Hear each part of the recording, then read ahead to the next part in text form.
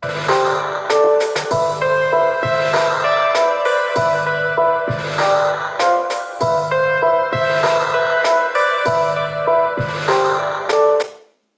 we're back with KMMA. I'm Andio. I'm Khalil Deal. And we're going to be bringing you our early predictions and breakdowns for UFC Paris coming up on Saturday here. So, opening things up on the main card, we got Patricio Pitbull against Losen Chieda. Then we have Axel Sola against Reese McKee, followed up by Bolaji Oki against Mason Jones. Then for the feature fight, we got Modestas Bukauskas against Paul Craig. Co-main eventing is Benoit Saint-Denis against Mauricio Ruffi. And then in the main event, we have the number one contender, presumably matchup, with Nazardine Imavov against Kyle Baralho. So real deal, opening things up with Patricio Pitbull and Losen Chieda. What do we got here? All right, man. So me and NDO disagreed on 3 fights out of the 8 fights in the prelims. Let's see how we do in this main card here. All right, so the first fight, we got Losen Keita against Patricio Freire, a.k.a. Pitbull. Now, Pitbull, we've seen this guy fight now. He's known for his aggressive fighting style. He's been a dominant figure in Brazilian Jiu-Jitsu. He's got aggressive pressure, relentless pressure, and a compact yet muscular frame. He definitely has some wrestling techniques. He's got good technical skills and wrestling abilities. He's able to grapple. He's won grappling contests and different MMA bouts. He's got very good determination. His striking is pretty decent.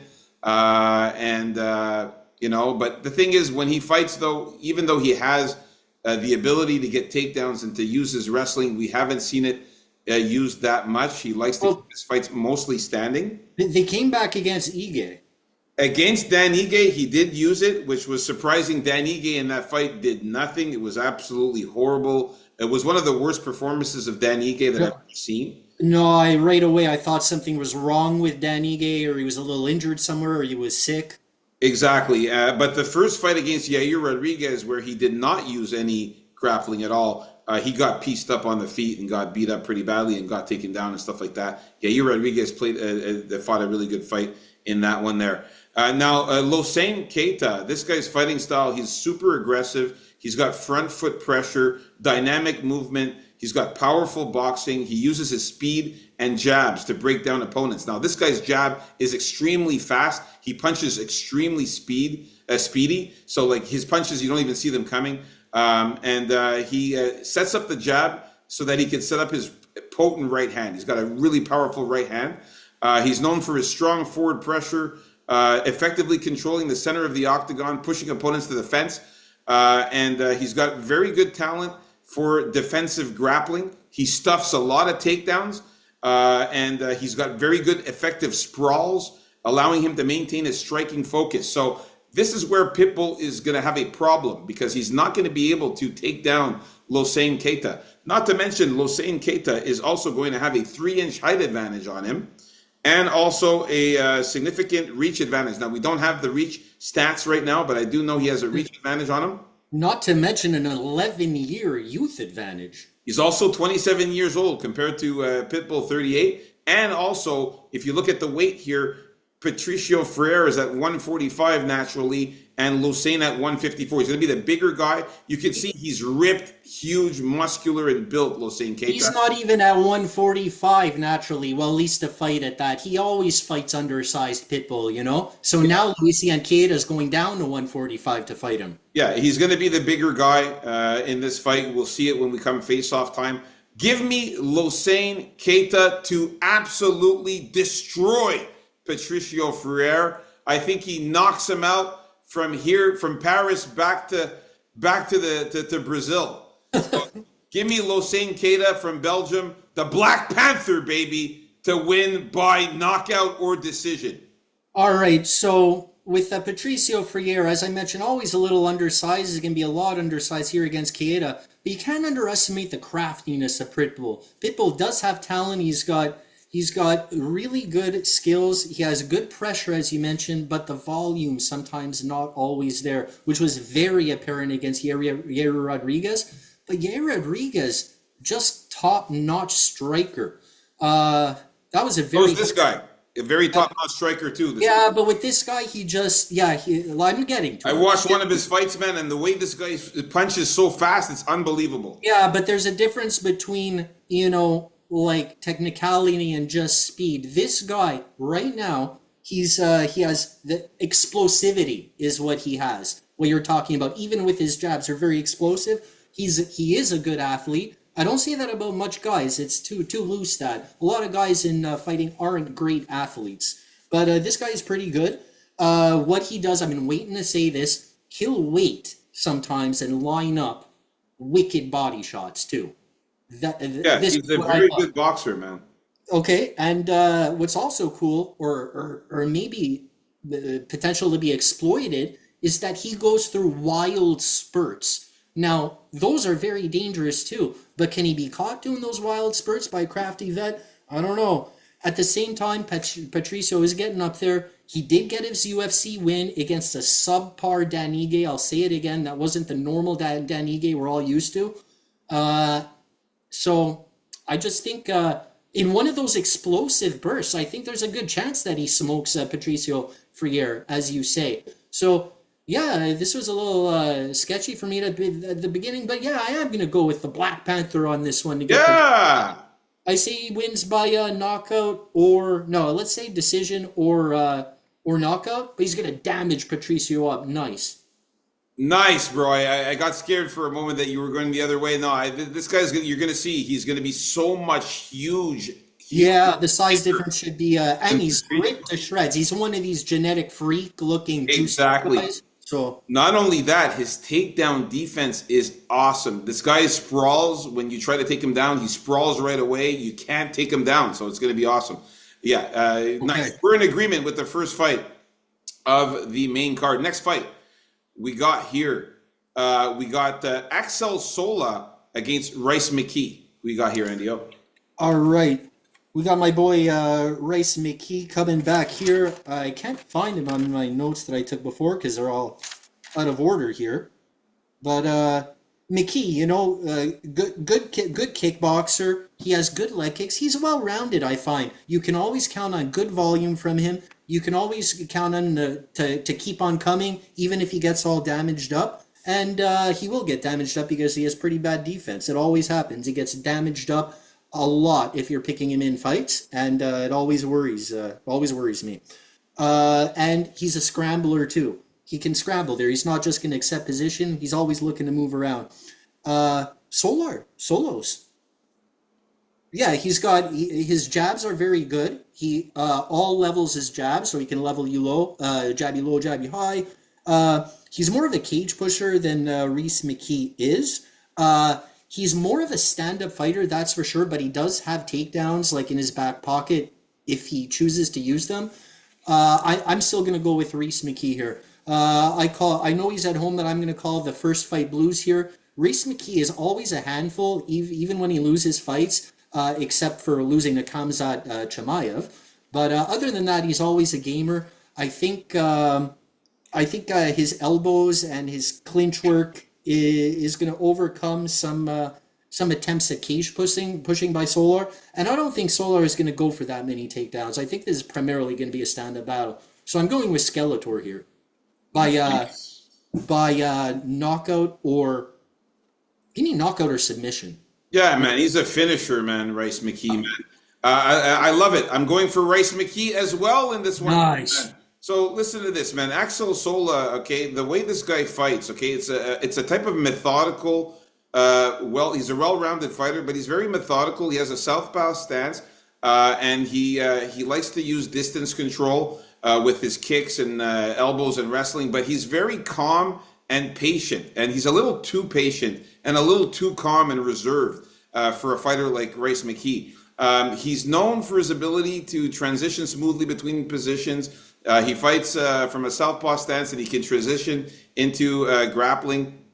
He doesn't rush into exchanges. Instead, he chooses a calm and reserved demeanor assess his opponent's power and game plan.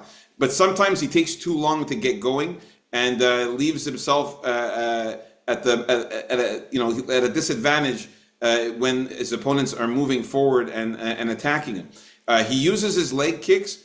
He's got some decent low kicks to the lead leg, and he tries to maintain distance. But again, like I said, I think he's too reserved and too quiet of a fighter for a guy like Rice McKee. Rice McKee is a finisher, as you can see here, 11 knockouts, 3 subs.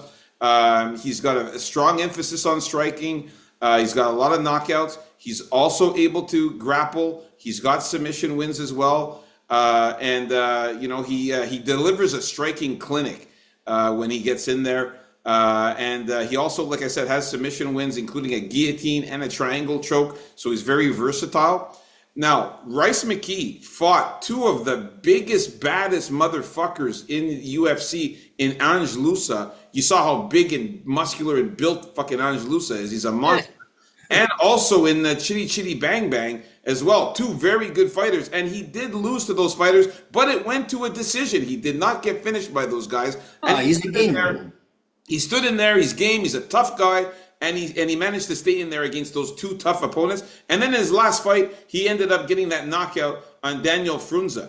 Now, Axel Sosa has never fought in the UFC. He's only fought in the ARES promotions, very lower level opponents. This is going to be a huge step up in competition for Axel Sosa. Not to mention, Rice McKee is going to have a significant 3-inch height advantage and also a reach advantage over Axel Sosa. So I think it's going to be a little bit too much. He's going to bite off too much that he can chew here. Axel Sosa is not ready for a guy like Rice McKee. And this is a good fight for Rice McKee to get the win here. Give me Rice McKee by knockout or submission as well, man. I like him in this one. I think he can get it done. All right. So we're in agreement with the first 2 fights of the main card. Looking good. Next fight we got here, Bolagioki against Mason Jones. Now for this one here. And before you start there, everyone, like and subscribe, leave a comment. We're going for 100. Yes, let's get to 100 subs, guys, man. All right. So for this fight here, man, I got to say that Bolagioki, the Zulu warrior from Belgium, he's got a blend of Brazilian jiu-jitsu and other martial arts. He's known for his body shots, his finishing combinations. He likes to finish fights with knockouts, and he showcased his skills in the lightweight division. He's pretty decent, but Mason Jones, man, this guy is something else. This guy is very well-rounded. He's got way more skills than Bolagioki. He's got black belts in kickboxing, judo, and Brazilian jiu-jitsu. So black belts in all 3. He's a very good boxer. He trains in Muay Thai and Taekwondo. His fighting style is all over the place. He's super effective with jabs. He's got a good kicking game. Like I said, his judo and BJJ is awesome. His grappling is awesome. He's got a black belt in everything. He's also a very good boxer as well. He's got crisp old school jabs. I think that he's just going to be an overall better fighter than Bolagioki. And he's also got good takedowns and submission skills. So give me Mason Jones just to be the all-around better fighter. I'm going to say he actually manages to submit or win by decision over Bolagioki. Bolagioki is tough, never been knocked out, but he has been subbed and lost the decision in his 2 losses. So give me Mason Jones to win by submission. I think his ground game and jiu-jitsu is way better, or decision. Submission or decision for Mason Jones for me here. I think Bolagioki here is the better striker overall. I think he's more dangerous. I don't even think he's a better striker than Mason Jones, because Mason Jones got that judo and that Muay Thai. I know, I do, but if it was pure striking, I don't know. I still think Bolagioki is better, but for the guy that's going to go for a takedown, right, it would be Mason Jones, you'd think here, right? Yeah. To go for maybe a judo trip or something like that, or it would be Mason Jones. Also, yeah, he does go for the body. Sometimes he uses body work. I keep my eye on that. He has decent combos also. I'm not trying to take too much away from him on the feet, but what I do like about him is he has decent clinch work. Also, he's good pretty much in every facet of the game, but he's the one also that's going to be coming forward more. Maybe do more in the clinch against the fence, get in some elbows there. And yeah, I think it would be good to get Belagioki down if he could. Maybe show off of that some of that submission ability. I'm just going to go for decision. Yeah, decision or a sub for Mason Jones here. Yeah, the thing about Balaji is that he's very wild with his punches, and if he doesn't get that knockout, man, if you're tough like how Chris Duncan was, you saw Belagioki tried everything to knock out Chris Duncan. He couldn't get him out of there, and Chris Duncan ended up getting him in that guillotine choke. I think Mason Jones could do the same thing and maybe submit Balaji there. So yeah, nice. We're in agreement with Mason Jones here. So far, so good in the main card. Me and Andy O finally agreeing on stuff. All right, let's get to the next fight. All right, we got Paul Craig against Modestas Bukauskas here. Yes, Paul Craig. Paul Craig, look, he's fought a lot of good guys here. His strength of schedule is pretty impressive here. He's even beaten a few of them, including the current champion, Ankalaev, not forget, in the last second of a fight he was getting dominated in. But to me, man, Paul Craig, his striking seems to have gotten worse. It seems to have regressed over time. I feel that Modestas Bukauskas is better than ever. He's been made, like, he's not the best out there, but he's better than he's ever been here. I think his footwork is good, and I think it's been better even after his knee injury there, and that shows a lot. He's definitely a better striker here. I think his footwork is going to help him if Paul Craig tries to take him down. Paul Craig only can get him down, can really only get anyone down if he kind of like trips them, or it has to be against the cage. He doesn't have that like complete takedown ability, which makes it harder for him to go for those subs because he is a specialist. His subs are really good. I expect Bukauskas to move around, avoid any takedowns, and just pepper him with shots. Don't do anything too crazy. You don't need much power. Paul Craig has such terrible defense, a lot of shots will go through. What do you worry about in this case? You're worried about Modestas Bukauskas clocking him and then diving into Paul Craig so he can latch in a sub. Paul Craig's the type of guy who will lie on his back all day. Paul Craig will take 50 shots to the head, nearing unconsciousness, looking for that sub at the same time. Like, that's what he does. Now, how many shots can he take these days before getting knocked out? I don't want to see that because I don't want to see Bukauskas jump into him like an idiot. I think he has enough experience to know that that's not what he should be doing. I expect him to show off that ring intelligence here. If he doesn't, I'm going to be very disappointed. But give me a knockout or a decision for the Baltic Gladiator. Nice, man. So, yeah, I got to agree, man. I am also going for Modestas Bukauskas. Now, I will say this, guys.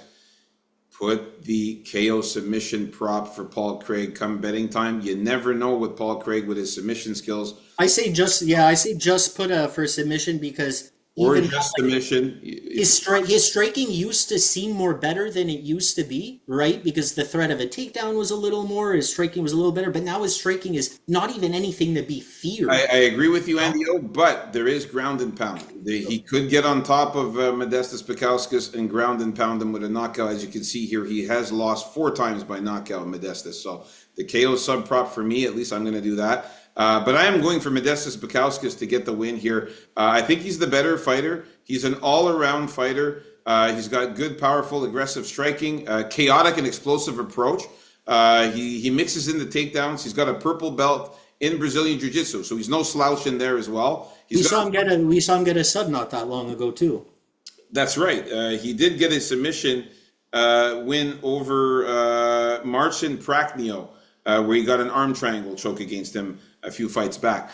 Now, he's got an erratic kind of style, but it's effective. Like, he imposes his pressure. He's got strong punches, aggressive style, looks for finishes.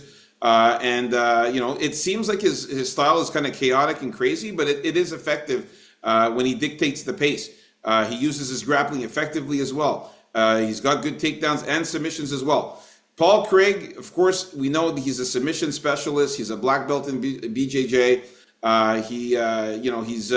He's got all kinds of different submissions. So Modestas Bukauskas has to be careful not to fool around too much on the ground there and try to keep the fight standing. Paul Craig, he's won all kinds of championships in Scottish grappling challenges and British Pro Jiu-Jitsu championships. He's renowned for his submission techniques.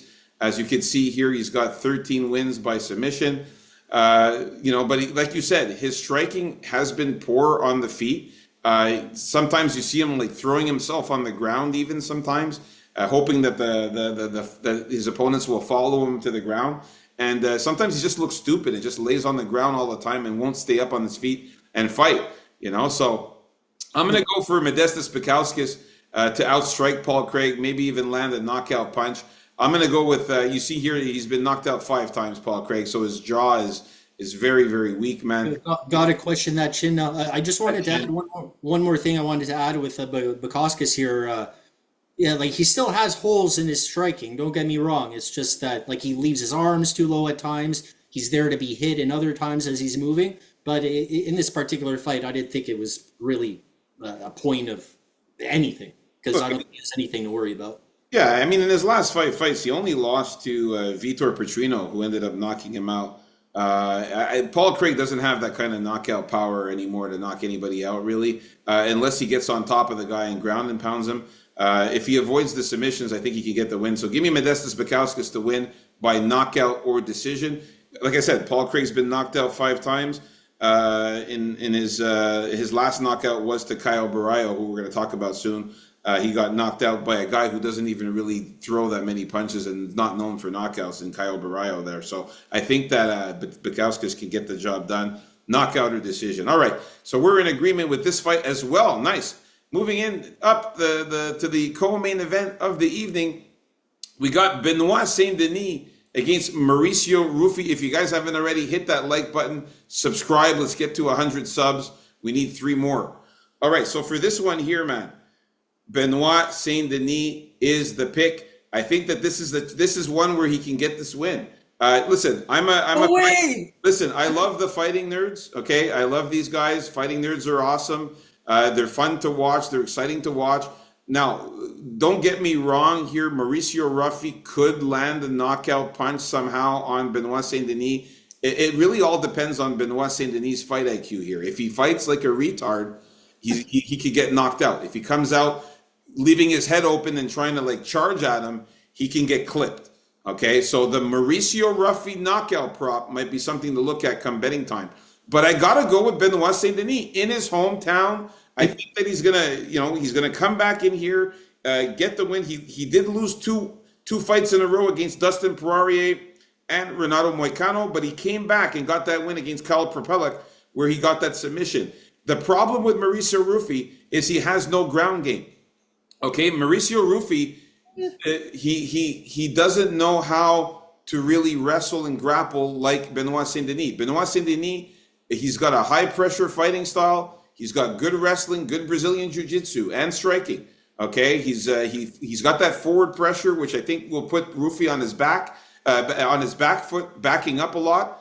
And like I said, the submission skills for Benoit Saint-Denis is way better than Mauricio Ruffi. He's got a better ground game.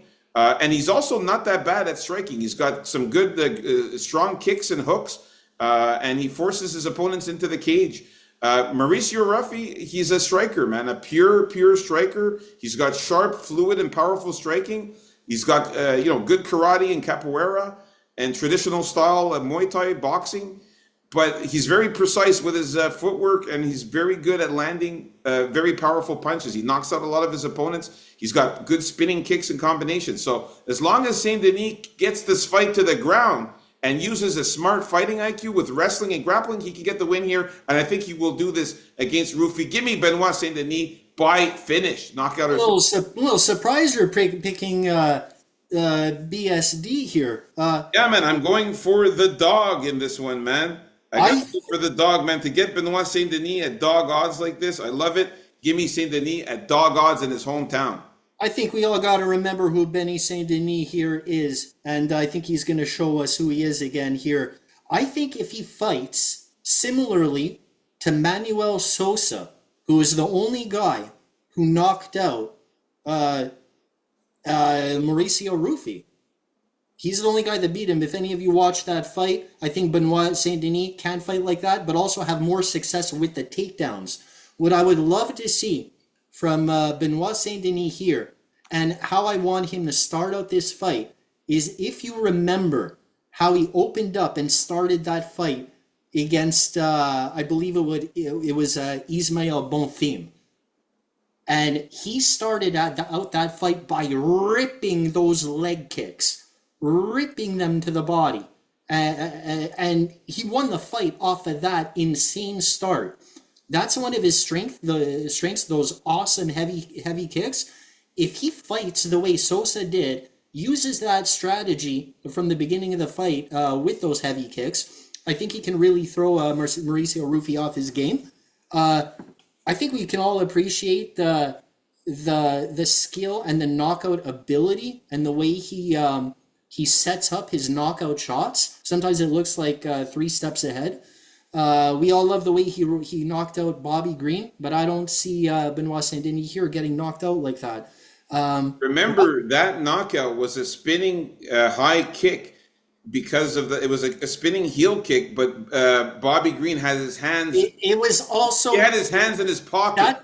That's true, but it was also a blend of just the fact that Bobby Green thought he could, do his shiftiness to play with the guy's mind a little bit and to play with the guy's movement and go like, oh, what's Bobby Green doing here? But this guy used to be an assassin for a Chinese billionaire. So he has that kind of like stockyish, slow but not slow, smooth movement in there that you can tell why he was one of those guys. He kicks at all levels. But he has to find those killer shots in there. And if he doesn't find that killer shots through his setups, I don't think he's going to beat Benoit Saint-Denis here. He's very good, though. He's very good. But I just think this is a fight for Benoit Saint-Denis here to win at home. And I'm going to go with a finish for Benoit Saint-Denis. Nice. Same here. We're in agreement, man. The thing I also wanted to mention is that Mauricio Rufy, if we actually really break down who he's fought in the UFC.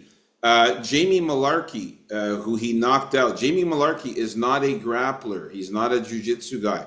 Then he fought James Lontop, who's also a striker, not a grappler, not a jiu-jitsu guy. And then against Bobby Green, who doesn't really like to get takedowns often, likes to stand and bang. Especially at the beginning of the fight, showing off. And keeps his arms down. So he hasn't really fought somebody with this type of submission skills, jiu-jitsu skills as Benoit Saint-Denis. I got to go with Benoit Saint-Denis that he has that extra skill in his back pocket there. So nice. We're in agreement with all of the fights so far in the main card. A nice change compared to the prelims there. Now we're at the main event of the evening here. We got of course, Nasruddin Imavov against Caio Baralho here.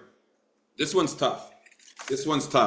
All right, so yeah, it is. Actually, it's been getting a tad easier for me. I was kind of caught in the middle here, and that was basically because I thought Imavov was a lot better in the striking than Baralho. But I think Baralho has decent, safe enough striking to get the job done here because I think he is a great grappler. I still think there's a question mark with Imavov's cardio when it comes to grapplers and if he's made to work. He is very accurate with his punches though. And but I see Caio Baralho just getting those takedowns eventually. Getting him up against the fence. He has better cardio overall. I don't think it's going to be a problem. One thing I've heard, though, that I forgot, but then I remember is that Caio Baralho made weight a couple weeks ago to be the backup fighter. So there's some thoughts out there that he might be a little drained out for having to make weight again here, but I don't think so. It's very close. 2 weeks is very close. He's still a young guy here, and I don't think it's going to be a problem. I think Caio Baralho is a way better grappler than Brendan Allen. It's not even close. So put that into the equation. I think Caio Baralho wins this by sub or decision. Listen, it's a tough one, man. It's a tough one here. Imavov is better than I thought. I didn't really like this guy before, but I'll I'll give him credit. He's better than I thought. I'll say this though, man.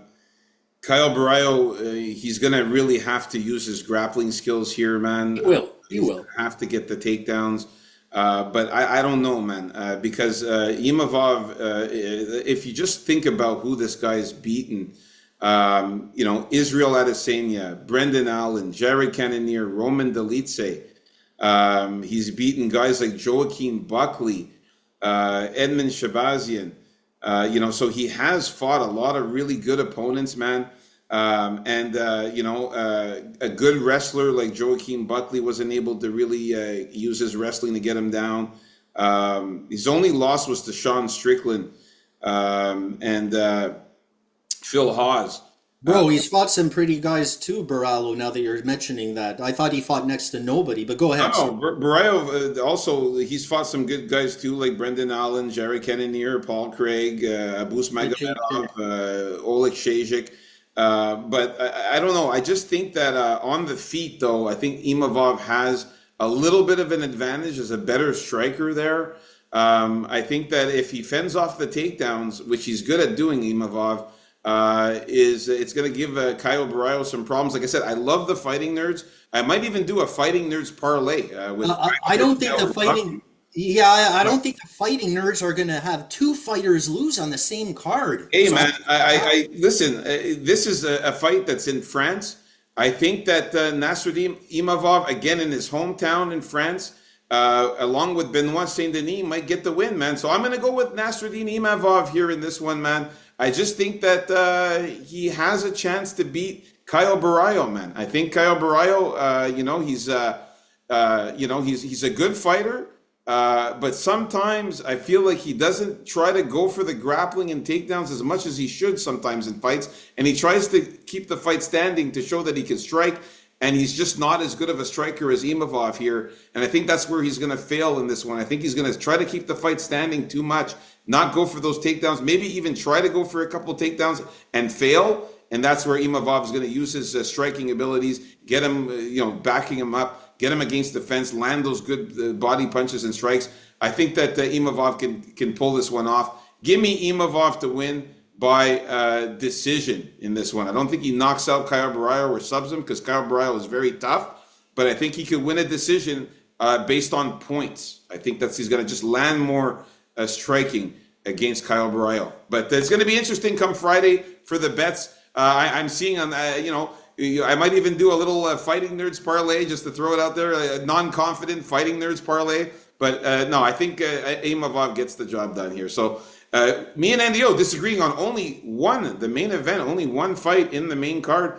Like and subscribe, folks. There you have it. Our early predictions and breakdowns for the main card. I can't wait to Friday to talk about our final thoughts and face-offs. Our fabulous Friday final face-off show, along with the betting show. You can't miss that Friday. In the May, baby. Peace out. UFC Paris. Let's get it.